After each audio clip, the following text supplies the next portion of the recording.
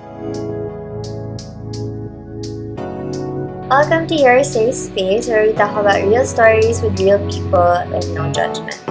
So I'm really excited to introduce to you today our guest. So it's Bea Ladao. Hi Bea. Hello. Yeah, thanks for making time today. How are Of course. you? I'm okay. I just started my clerkship.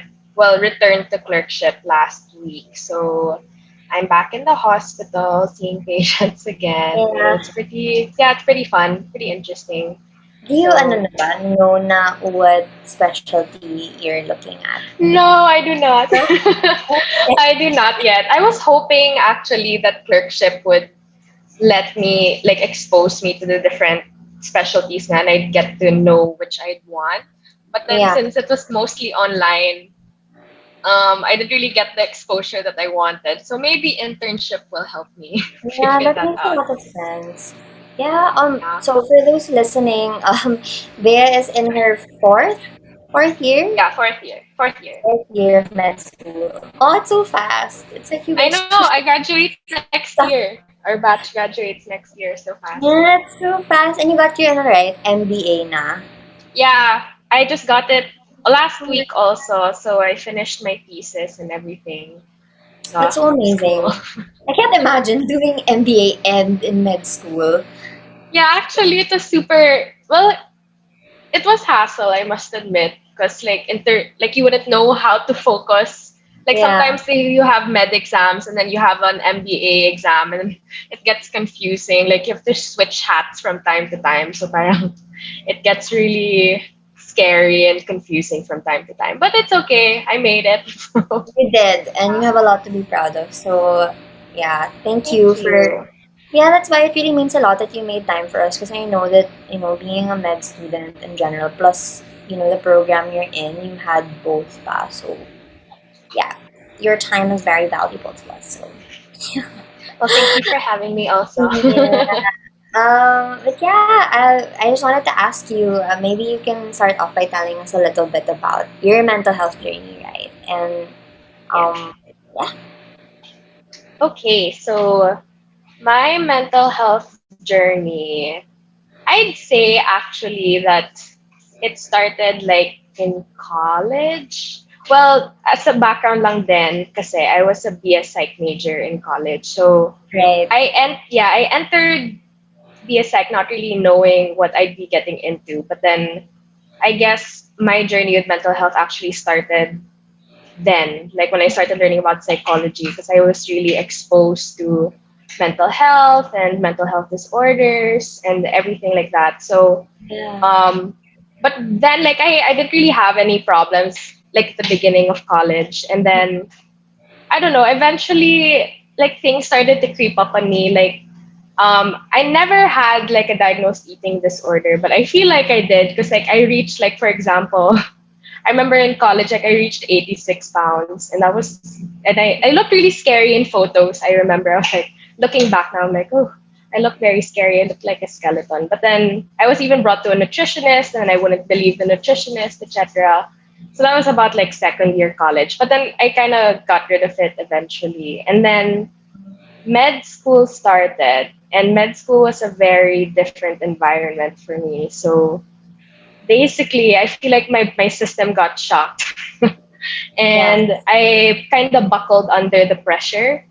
Um, so I don't know. I started to get panic attacks. Like basically, I would like break down in the middle of class. Like I'd suddenly feel palpitations, and then um, like I'd feel numb and cold sweats, etc. And then I'd have to run to the bathroom just so that I could cry or bawl my eyes out and just calm myself down. So yeah, med school kind of triggered that whole anxiety thing for me. Yeah. And then and then that never really went away until a few years later.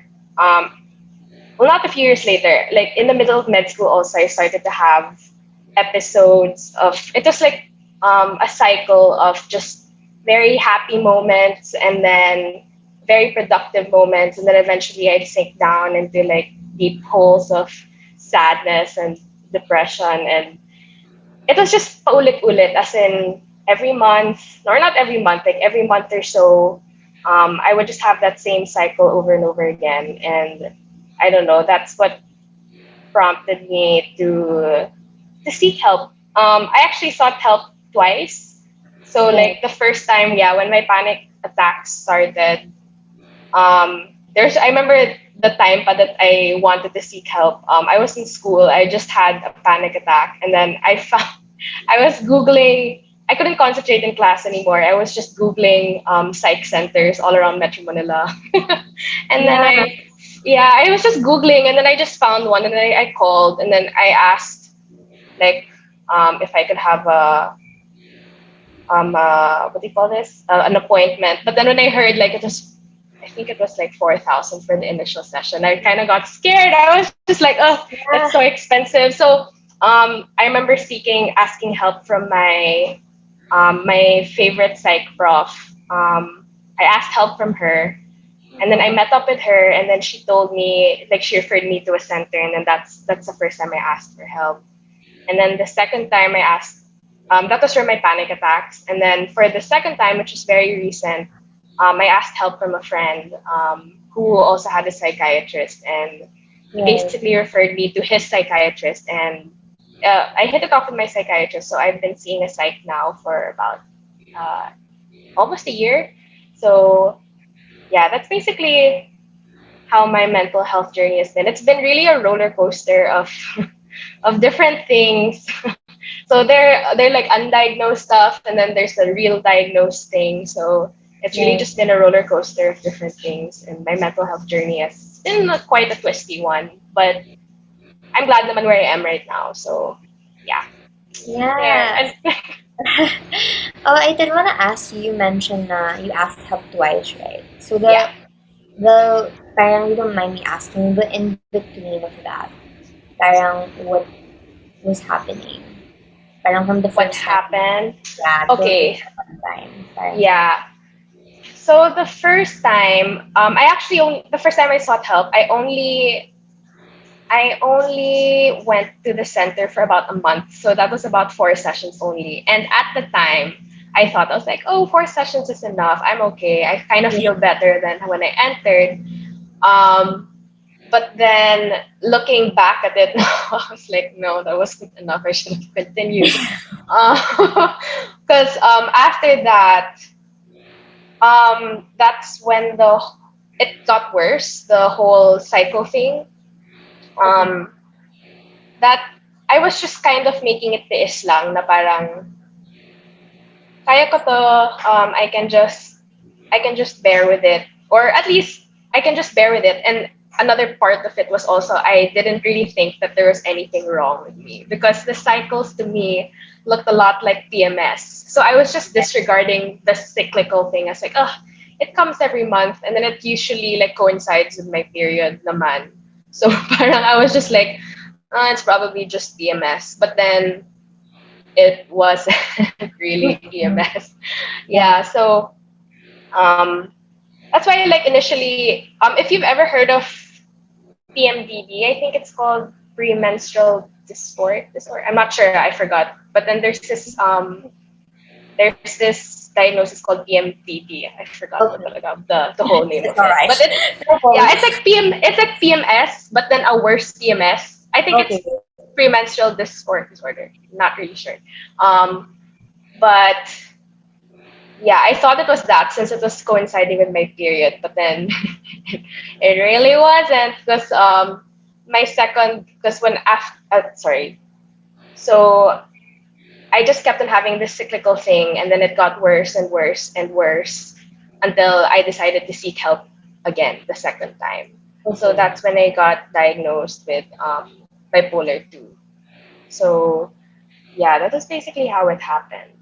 Yeah. So yeah. When you found out about bipolar 2 and like when you got your diagnosis, how did you feel about it? I mean, what was that experience? Um, it's really funny because when I didn't really self-diagnose, but I had an inkling that I had it because um I remember kasi I was in my psychology module or rotation in my third year of med, and Yeah.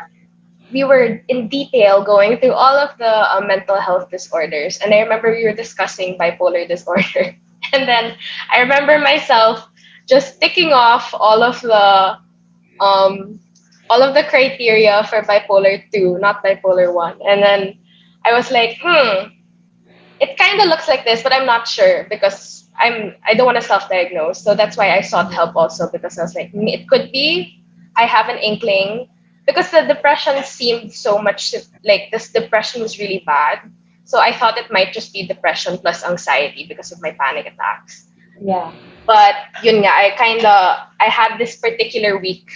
Um, I forgot what year it was, but I had this particular week that I was hyper productive, was didn't feel like sleeping. I would just kept on talking and talking. It's called flight of ideas. And I don't know, like I had so much confidence and so much productivity. And I was like, parang I felt it wasn't in my norm. It just felt out of the norm to me. And I was just like, and then right after that, I was sunk into the holes. I was just like, this kind of feels weird to me. So parang after that, I sought for help na. And yeah, that's basically what it is. Sorry, I Yeah. totally forgot But the question.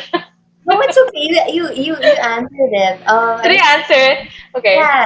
Galing nga na parang you were able to parang be so aware of it. Like how aware you were. Because I feel like at least if it were me, I wouldn't really be able to pinpoint the hyperproductivity. I think na I'm just being productive. What an amazing day. Yeah.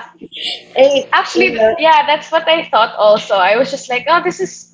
At first, I was like, it's just hyper productivity. I'm always like this, like after school ends. But then, yun nga, because it was followed by this depressive episode nga, I was just like, I kind of got an inkling, or parang I was suspicious na parang there might be something going on that's more than what I'm thinking about, or more than what's going on. So parang that's why I sought for for help. help. But yeah, yeah. Yeah. Were there things na parang, because in your journey of asking for help, na the first time and the second time, would you say that it was easy for you, or it was parang, or if there were like things that got in the way, would what would those be? Parang, if there was something that encouraged or discouraged you, at From least seeking specific to help. asking, yeah. Um, hmm. The first time, the first time that honestly, what discouraged me was the price. It was so Yeah. expensive. When I heard about the intake, because initially I also didn't want to tell my parents about it first. Like, parang I wanted to keep it to myself and then pay for it myself. But then when I heard, I was like, I won't say na lang the Yeah, place, okay. pero I was like, oh my god, 4,000 for the intake. I don't know if I can, like it's a lot for Yeah, one it's a lot. session. Yeah, so I was just, and I was a first year medical student at that point. So I was just like this is my allowance. So I was like, this is kind of a lot, and I didn't know then kasi how much psych services were at that time. So parang that's one, the price of how much psych services are. Yeah. Um, Two also was accessibility for me. Um, so parang the places that I kept on, these are actually like practical things that I'm mentioning. So parang the second one Yeah. was accessibility, yeah. And parang most of the site places that I could find were like, for example, for reference, I live in QC. And a lot of the places were like in Makati or Pasig City. etc. I know naman there's Bulatao Center in what do you call this, in Ateneo. But Yeah. then I forgot why I didn't consider Bulatao. Pero parang I couldn't really figure out how to contact them or something. I don't know. I forgot. Yeah. Pero parang the centers that I was really considering accessibility for the centers, and like that kind of I had a hard time with accessibility and yeah, in terms of seeking help.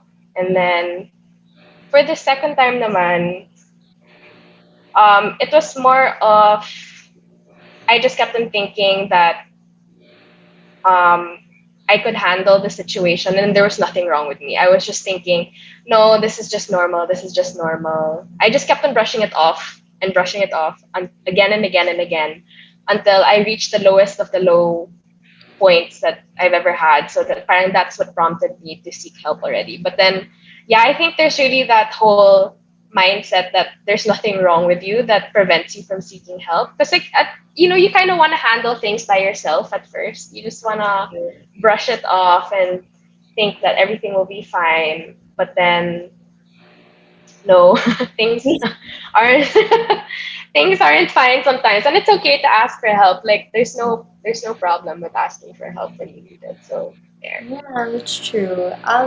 For those things that you mentioned, parang how did you work around those? Like if the accessibility thing, parang Mhm. if those are things that discouraged you, what encouraged you naman to get to where you are now and at least having the help that you have? What What's encouraged? yeah.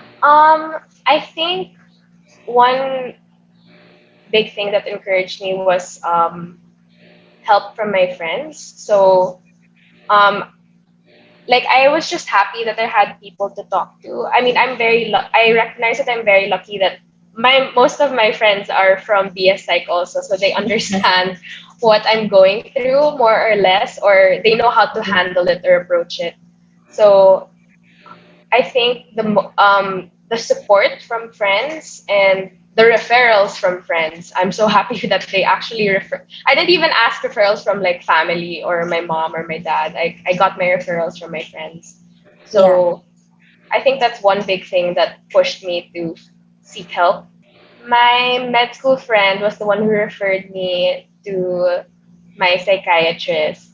And basically, like I asked him also because I remember one time he was so open to me and he was like, oh yeah, we had a lecture and then his psychiatrist was the lecturer and he was like, oh yeah, that's my psychiatrist. I said hi, etc., etc. And then I asked, like when I needed help, I actually asked him and called him because I knew that he had a psychiatrist. I was like, oh, who's your psychiatrist again? Can you refer me?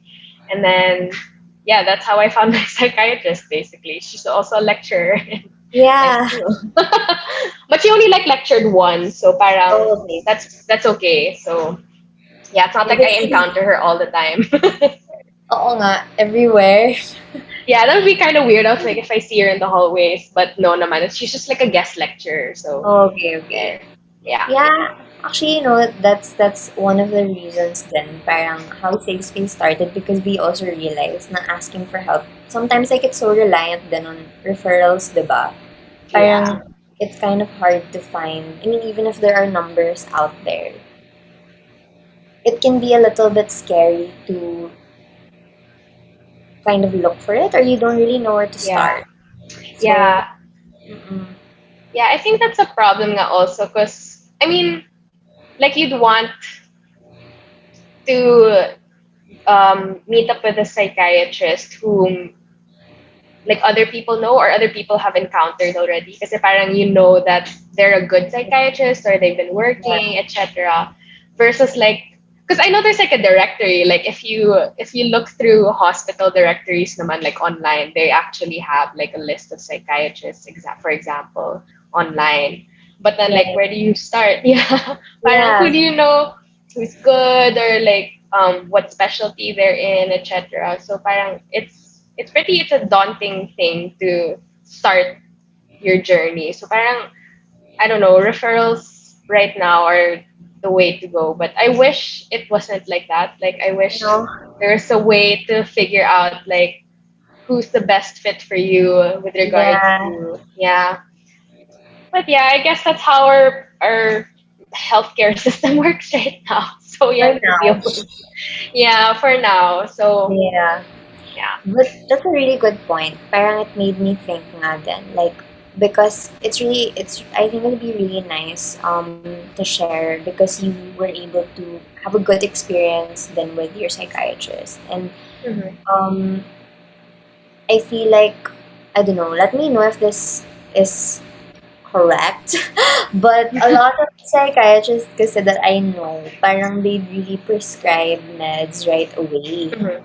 without really kind of um making sure na yun yung problem. Like, Parang ganon. yeah, the diagnosis. Yeah. Yeah. So, would you say, parang, at least for people who are searching for maybe a more holistic approach, na they'd also Mhm. want to do maybe talk therapy also, or at least, not naman, that, like, they still are open to meds, but, would want someone who would approach it in a more, I don't know, I guess, Like whole way. psychosocial approach. Yeah. Yeah. Like, how would you kind of find that out, let's say, if you're just um, asking or, As like looking or trying to find someone. yeah, Um, I don't know. I guess when you initially meet, also, well, if you're getting a referral, you could ask actually the person who referred to you, the doctor, do you just take meds? You can actually just ask them, like, do you take yeah, meds, or do you just take meds, or do you also have talk therapy, or like, is it, do you do both? And then me, kasi I really knew na may talk therapy siya, kasi my friend would always be like, oh yeah, I talked to my therapist today, and like, we talked about this, etc., etc. So, like, I knew kaagad na parang it wasn't just the meds. We also did like right. CB, cognitive behavioral therapy or whatever, and stuff like that. Um, so I guess that's a start. You can ask, because I do know some psychiatrists also, the parang the focus talaga is on the medications. I don't Right. know if it's because maybe the patient doesn't want talk therapy, or if that's primarily because that's how they want to approach patients, or if they're not, maybe they're not trained also in, Okay. because I think some might not be trained in talk therapy. So I um can do that. yeah, I'm not sure, pero I know kasi like you really have to go through training to be able to do that. So parang I guess also you can ask the referrer, Yeah. I don't- or you can ask if you're having an initial talk now with your initial meeting with the psychiatrist. I guess you can ask them directly what approach they tend to lean towards when it comes to Yeah. diagnosing patients. So yeah, I guess Yeah, just be open. Yeah, communicates. yeah. I remember you mentioned na parang you wanted someone who would have that. Na it wasn't just gonna be about meds. Um, I just wanted to know, parang for you, how come that was your preference to have both? For me, kasi Yeah. I understand that I have like my anxiety attacks and my depressive and hypomanic episodes have triggers. Like, Mm-mm. I know they have triggers. I understand that they happen not naman for a reason, but there are things that, they're triggers. So Yeah. parang I wanted to understand exactly why these triggers were triggering me. So I wanted an in-depth understanding of what was going on with me through talking about it. Parang Makes I just sense. wanted, yeah, because if I understood what was triggering me, then I would have more control over my disorder. And that's honestly my goal. I want to be able to, live life as normally as possible without having to, I mean, like, I want to have like a really long remission period, or at least um, a long period of time where I'm not really going through my ups and downs. So parang, and for me, the way for me to be able to do that is to know what exactly um, gets me into these episodes. So parang through talk therapy, that's how I thought I would be able to get through that. So that's primarily why I wanted to Yeah. have not just the medication side, but to also have talk therapy, basically. Mm. So yeah, Yeah, that's a yeah. really, I love it. Parang it's so grounded and practical. Like, Mhm. the things na you mentioned, like I feel like it's really really helpful. So thank you for that. And parang I did want to know also, like with your journey with both talk therapy and your medication, did your perspective change about mental health or even about bipolar 2? Although I know na you, since you were really in the psych um department area, I'm sure you were Yeah. pretty well aware already about those things. Yeah. But yeah, Um, how did my mental health perspective change? I look at the guess um hmm. Well, I really think kasi my perspective on mental health really just um it already changed because of college. So I guess that's a start. I was very open about mental health disorders and as such back in college because I was a psych major. So I wasn't like the stigma surrounding it was like it was kind of small enough for me. Like I wasn't really, I wasn't discriminating against people with mental health disorders or whatever. But then it was all, I guess it was all here. Like I understood um mental health disorders at like a very intellectual level. But then I guess experiencing it talaga and going through the medications and going through talk therapy, it kind of brought it down like to the heart. As cheesy as it sounds, but I think it really did because you can even with med, like I think you can just know a lot about all these diseases, etc. But then, well, I don't want to go through like cancer or anything like that. But then, experiencing something really just brings it, it makes it so personal and it really makes you understand how patients feel and how patients like see the world and understand things. So parang ako na yung patient. So parang I know like I kind of just appreciate more what people go through, the struggles that they go through, and yeah, it just really puts a face and the name and like nitty gritty details into the disorder for me. So parang yeah, it brings it down to the heart. So that's how it changed, I guess, after my journey with bipolar 2. So yeah, well, there. that's really beautiful. I feel like the head to the heart is a journey that's very hard to put steps to in general. Yeah. Parang, but it's different nga. Parang with mental health because it's like I guess compared to other diseases that manifest physically. Parang I mean everyone's knows what it's like to get a burn or get your knee scraped, right? That kind of pain. But Yeah. I feel like internal pain, like emotional pain, it's harder to I guess imagine unless you've actually been there to Yeah. that point of darkness. Yeah. Though everyone's darkness looks different, Yeah. iba It nga siya does. Yeah. when it's you na rin. But that's so I nice. really, yeah. I think I mean, for me kasi then, like in general, in medicine also, like Yeah. you study all these diseases now, but then you, you just see it from like a symptom, from the symptom point of view or from the disease point of view. But then, experiencing everything really makes you understand how, like, of course, like someone else with bipolar 2 or bipolar 1, like they experience it differently than I do, but at least like I kind of like I'm able to understand like where they're coming from more. So I guess that's something that I appreciate. I guess it's the bright side Yeah, to for sure. having to live through this also. So yeah. Yeah, it's true. And I think I may remember you mentioned before that bipolar in general, parang it comes with some misconceptions. And Hmm. at least with you, with your experience, whether it was personal or something you just observed, parang what stereotypes, whether it's about bipolar or even just mental health in general, would you want to Hmm. change? Like, Um.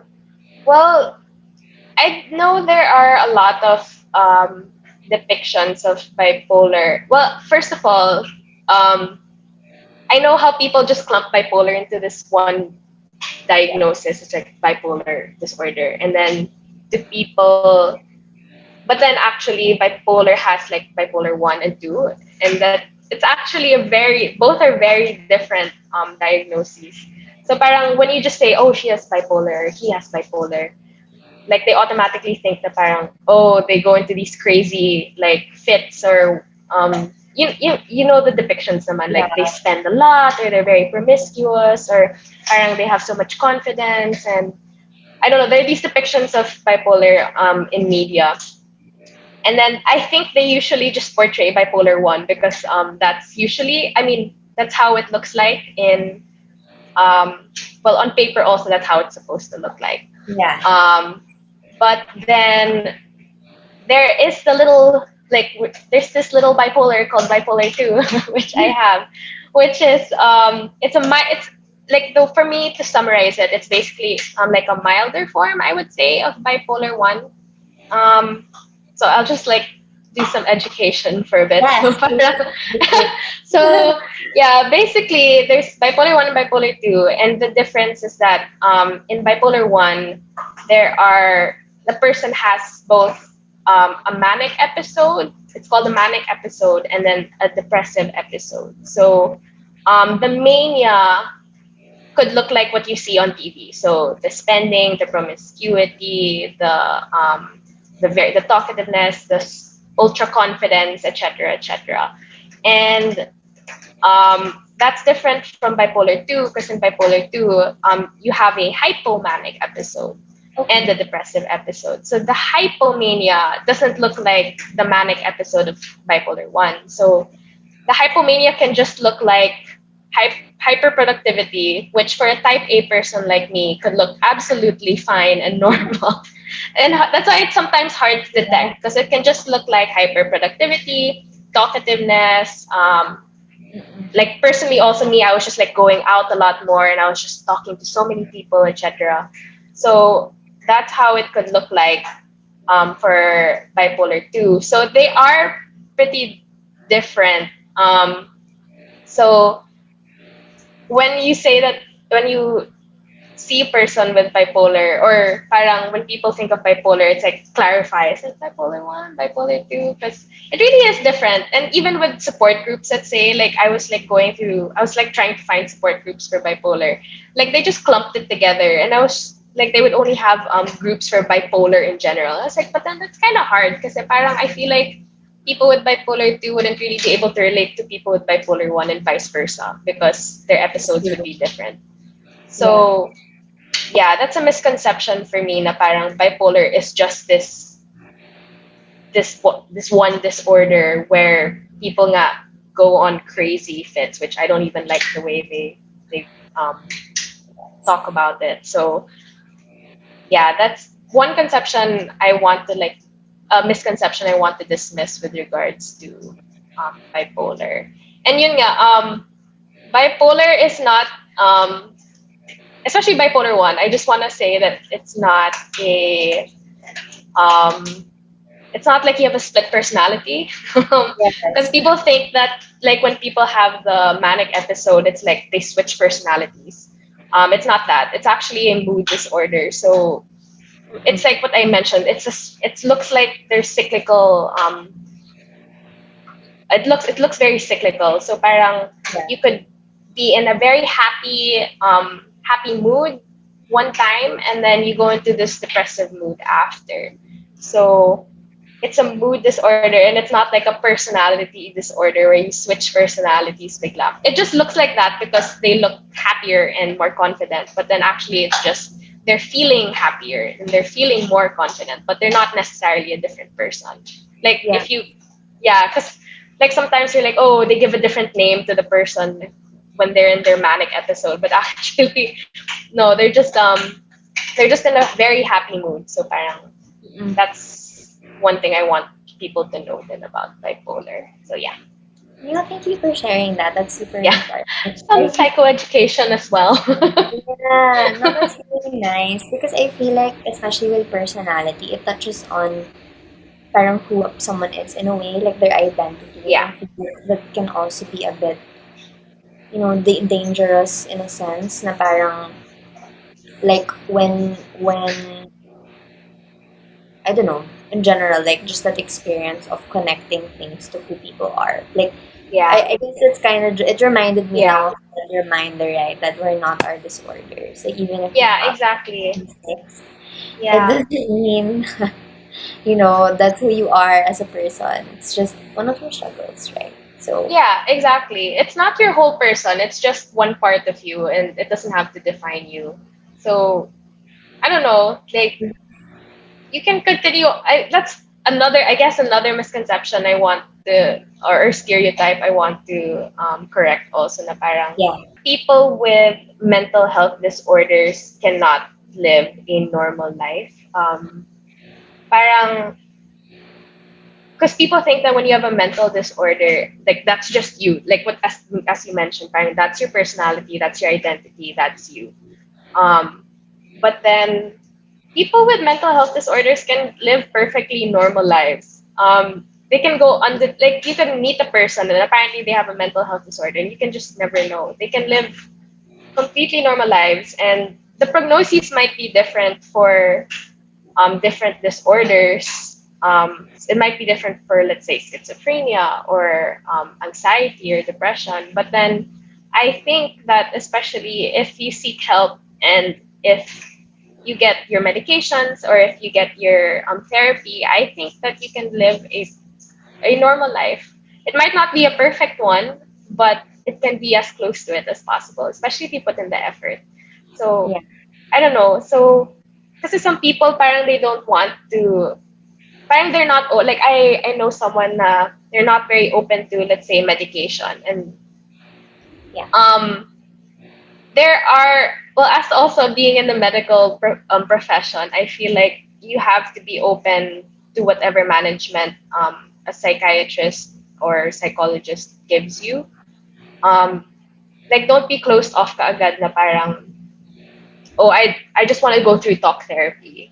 I don't want to take meds. I mean, it's possible. I think it's possible to get through it naman. But yeah, then studies also show din kasi na parang if you mix medications plus talk therapy, it gives you the best prognosis. And personally, I want the best prognosis. Like yeah, I want to be able to, live life as close to normal as possible. So parang I really came into um I really went to my psychiatrist being open to whatever she was going to give me, whether it was medications or just talk therapy. I was just like, okay, whatever she recommends, I'll just go with it because, she also went through all this training and I have to trust in someone because if I don't trust, then what is this all for? Like, why am I even asking for help? You have to be able to put your trust in someone. Um, and I'm just glad that I was able to trust also my psychiatrist with my plan towards my journey towards healing. So yeah, yeah. That's true. That's such a huge factor because everyone naman is in different stages in terms of their journey or like towards mental health or just a generally more fulfilling experience of life. So yeah, it is important to find someone you can trust, whether that's in the form of a psychologist or a psychiatrist, yeah, and whatever approach that might be. I think yeah, that's why it's so good to be informed about the different approaches. Because sometimes, if you don't yeah, really have access to knowledge about the different approaches, it's so hard to know. Like I feel like the other side of the spectrum is also coming into it and taking it as it is. Not that I'm saying, but the sad reality is that sometimes people get misdiagnosed or it's the yes, yeah, because the person unfortunately didn't take the time to really make sure that that's the right approach, whether it's because of um, they weren't trained in something else. So I think that's really one of the best things also for people to be aware of their options so they can decide what's good for them and parang be yeah. open to that also. Yeah, I love it. This is just a mentally stimulating conversation. I'm sorry. Tell me if I'm like getting too up there because sometimes like my med student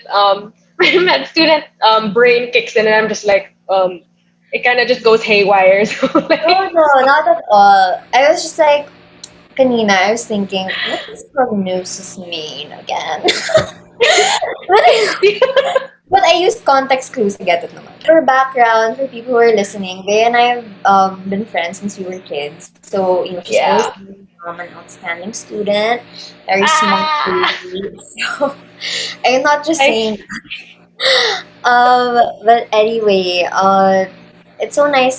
So thank you talaga for sharing all these things. I'm sure people who are also searching for information really appreciate Mhm. it. But if you were to talk to them or say something to those who are listening who might be in the same boat you were before or just generally looking um, for options, what Mhm. would you say to them? Like, maybe like just yeah, what would you say? Um, actually, I have like a tip also.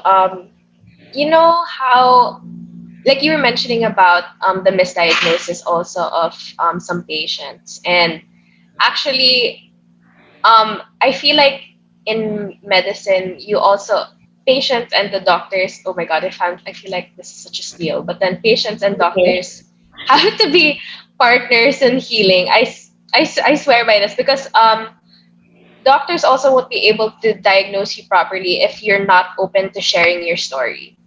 Um, so there are some people because I know that they go to psychiatrists because they're forced by their parents. Usually, I guess teenagers are like that. Um, and they don't want to share the full story because parang they're nahihiya or they can't trust the doctor. But the doctor won't be able to diagnose you properly if you do not share your whole story. So just make dal as much as possible. So parang everything that you know about yourself and what you're going through, just share everything, even if it's embarrassing. And because there's doctors are trained also not to be embarrassed about anything. They've seen and heard the worst already. So just think about it. Like they've probably heard worse than my problems. So um or everyone, I'm not saying that there are worse problems, everyone experiences everything differently, but they've heard a lot already, so parang just share what you can share as much as possible, and hopefully that will lead your doctor to the right diagnosis also. So That's true. just don't be afraid to share. And yeah, if with regards to asking help, I guess, or finding someone, like don't wait for it to get really bad before you ask for help. Because like me personally, I mean, like the first time I asked for help, I was literally crying like hagulgul in the bathroom, and I looked frantic. Like when I went out of the bathroom, like everyone was like, "Are you okay?" Like literally, like I couldn't hide my red nose and everything. So parang Yeah. like they were like, "Are you okay?" And then I was just like frantically like trying to call anybody for help. And I didn't know who to call. So parang don't wait for that. Don't wait until you're sulking in a hole, in your bedroom just at night, just crying. Don't wait. You don't want that point anymore. Your daily your struggles might maybe look normal to you, but then to another person, you might actually just be bearing a way larger load than you might think.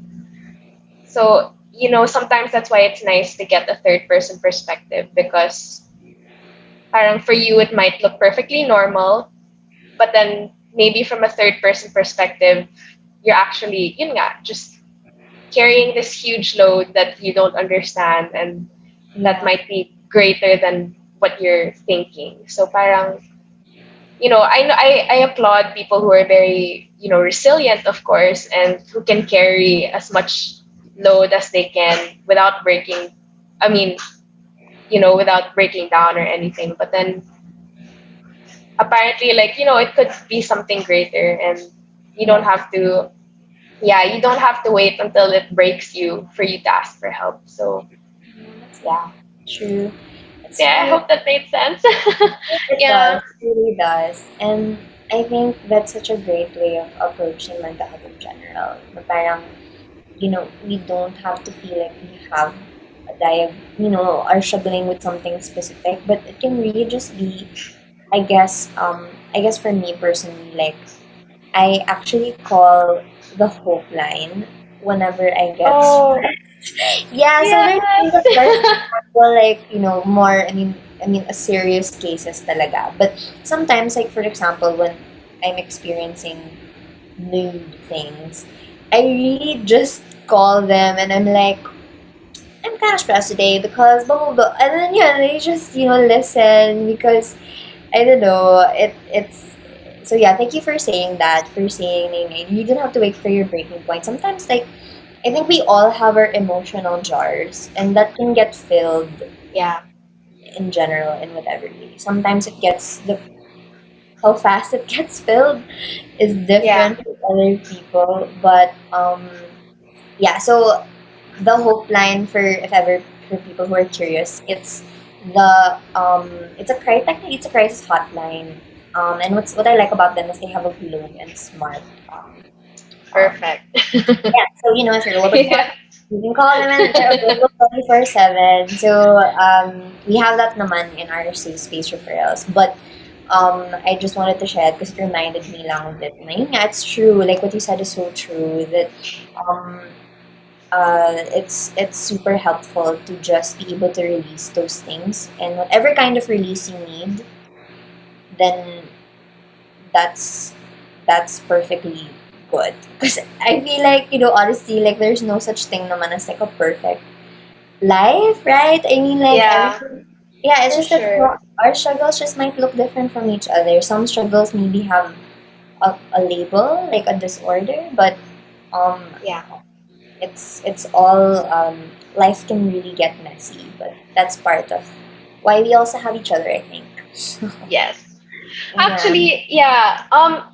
And you don't have to have a diagnosis or a disorder to seek help. It doesn't. exactly. You know, yeah. Like you can, like you can just talk about a stressful day to a person. I mean, to the Hope Line, and Yeah, yeah, that could help. Like you don't have to have a diagnosis to ask for help. You don't need to have problems to go to therapy. Like you can talk to your therapist about like the most like mundane things, like your everyday things that stress you out. Like yeah, today, like for example, for me, like I had a really bad exam. Like I could talk about that. Like it doesn't have to be like, oh, today I was really deep in a dark hole. Like that's the only time I'm gonna ask for help. So just your simple everyday things that stress you out, like you could ask for help from someone or call someone, because it also builds up your coping mechanisms. Like if you can build strong and healthy coping mechanisms, then you also build a better and stronger you. So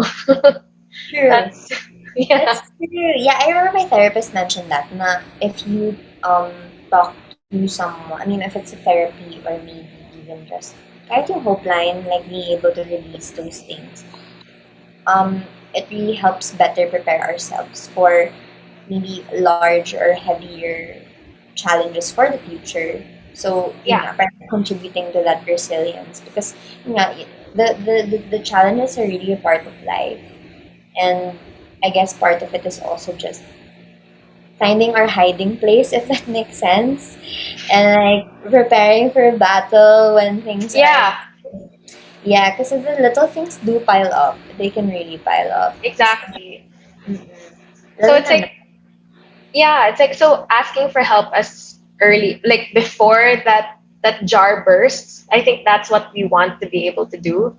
Like true. we right, like we prevent the jar from filling up so that we don't have this Yeah. big, huge, unbearable episode. Like we want to be able to mitigate it. So that's a True. nice way of, yeah, it's a nice way of putting it. Yeah. Sometimes kasi it's hard to tell actually when our jar is about to get full. So I Hmm. remember reading somewhere din na parang signs that our jar is getting full is minsan when you cry for when you get teary-eyed faster for things that you Mm, don't normally get teary-eyed for, or yeah, maybe you get more annoyed with certain things, or maybe just those kinds of reactions na out of your own, parang usual, or yun nga, the emotional reaction. Like, I mean, personally for me, I really cry easily. Like when I watch movies, sometimes may mga moments na, yung mga for certain things na I'm like, I I wouldn't normally well up in tears for Yeah. something like this. So Yeah. sometimes it's my cues. So maybe it's also just us kind of figuring out what are our cues also, Yeah. whether it's That's actually very insightful that parang it would be nice to know. I guess self-awareness is also a very important thing na you kind of have to get to know yourself and what what's your normal, like what you said, like do I usually cry about these things or do I yeah. not, and then so at least if you're self-aware then you kind of know like, oh, gotta step back, gotta take care of myself now. And I think that's very important. Mm, So I think get to know yourself also is a very important takeaway. I agree. um yeah. Yeah, and Yes. it's definitely not easy though. I mean, getting to know ourselves can be both a fulfilling, but certain parts of it can also be a little bit scary in a way because it also means facing things that are a little heavier than you might expect. Hmm. So I feel like part of that rin, like what you said, right? Like having friends, having family to there to support you, or even just someone you can trust, whether that's in loved ones or in a professional. At the end of the day, that's really a huge factor, also. Yeah, Yeah, I think so too. yeah. But if you were to talk to yourself, I mean, we talked about a lot of stuff, and we touched on a lot of Yeah. things. But if you were to talk to yourself when you were going through that, what do you think you would see? um Basically, well, for me din kasi, I'm very hard on myself. Also as a type A person, I've always been very hard on myself. And I think if I were to just, go back and then tell past me something, it would be, I have this favorite quote kasi, I even had it tattooed. So parang, well, I had it, it's, be kinder to yourself than let your kindness flood the world. It's by some Buddhist monk. Her name is Pema Chodron. And basically, it's basically you can't pour from an empty cup, but I don't know, I find it a more poetic way of saying it. Yes. So I think it's really, especially being in the medical field also, like I also sought help because I thought to myself that I wouldn't be able to take care of patients if I can't take care of myself first. Like, what good would I be if I were a really confused and scared and just messed up doctor? I mean, like you know, that's I don't know how else to put it. But then if I wasn't taking care of myself first, I don't know how I would be able to take care of my patients. So that's why I also asked for help because I just wanted to give everything that I could to my future patients, whoever they might be. So parang, yeah, I think it's important to take care of ourselves first, and then we can be able to give, that love for ourselves will overflow, and that overflowing will be you helping other people out. So yeah, that's my advice to my younger self. That's really beautiful, Bea, and I have no doubt that you already are a very good doctor. I'm trying. I Yeah, still have a long way to go. I feel like, I your heart for others. I mean, it really shines through with the way you talk about things and the fact that that's one of the biggest reasons then that you dove into also seeking help. And I'll once you're ready, I'll definitely sign up to be a patient. So I'll see what I will become first. really like, but yeah, Bea, thank you so much for everything you shared with us today. It was really nice talking to you. I really learned a lot from you, and I'm sure the people who are listening and who listen will too. And I really love that yun nga, parang we got to talk about the importance of being able to find that trust and that safe space And if ever anyone listening is also looking for that, Bea was kind enough to share also her referrals with us. So you guys will be able to access also the help she did, if ever. But yeah, thank you so much again, Bea. Thank you again for having me.